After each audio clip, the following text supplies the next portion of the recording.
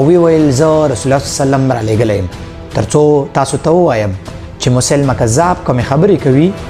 ټولې حقیقت دي او مسلمه د الله جل جلاله رسول دی. په دې سره هغه خلکو مسلمه کذاب خپل پیغمبر ومنه.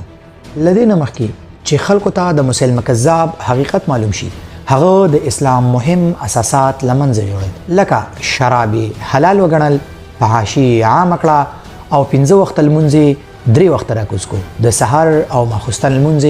له منځه یوړل، رمضان روزې ختم کړلې او بې ګواهي نکاحونه جایز وګڼل او د قرآن بعضې آیاتونه بدل کړل او نوی کتاب یې جوړ کړل. خلکو د هغه اسان دین ولید او بیا وروسته د اسلام قوانینو ته وکتل، نو د هغه دین یې قبول کړ او د هغه دین په هر طرف په خپرېدو شو. او بله مهمه پوښتنه، رسول الله صلی الله علیه وسلم په دومره سختۍ او مشکلاتو کې د دین تر دا حده ورسو، نو څنګه د مسلمه کذاب دین دومره په اسانۍ سره خپور شو؟ اصل کې رسول الله صلی الله علیه وسلم چې په مکه معظمه کې د مکی خلکو رسول الله صلی الله علیه وسلم ته وویل تاسو زمون خدایان ومنئ، نو موږ به هم ستاسو خدای ومنو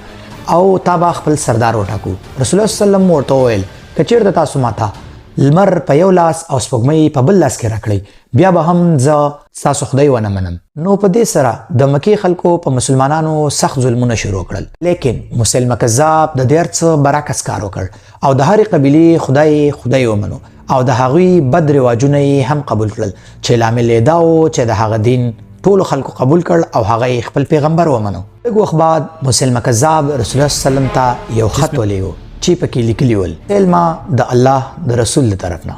محمد د الله رسول ته، اوس مونږ په دې کار کې شریک یو، نیمه دنیا ستا او نیمه زما. نو رسول الله صلی الله علیه وسلم هغه ته جواب ورکړ چې محمد د الله د رسول له طرفه، مسلمه کذاب طرف ته. کذاب یعنی تر ټولو غټ دروغجن ته. مسلمه لیکلی و چې نیمه دنیا ستا او نیمه زما.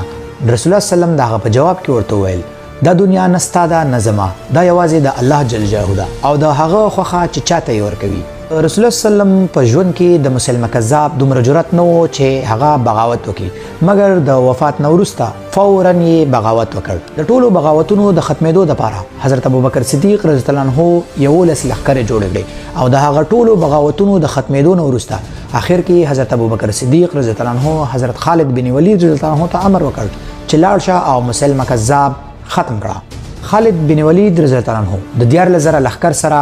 د یمامه میدان ته ورسید، چیرته چې د مسلمه کذاب 40,000 لښکر د هغوی انتظار کو. د مسلمه د لښکر څخه بعضې کسان یو په یو جنگ ته راغلل چې د حضرت عمر فاروق رضی الله عنه ورور زید بن خطاب رضی الله عنه او بعضې نور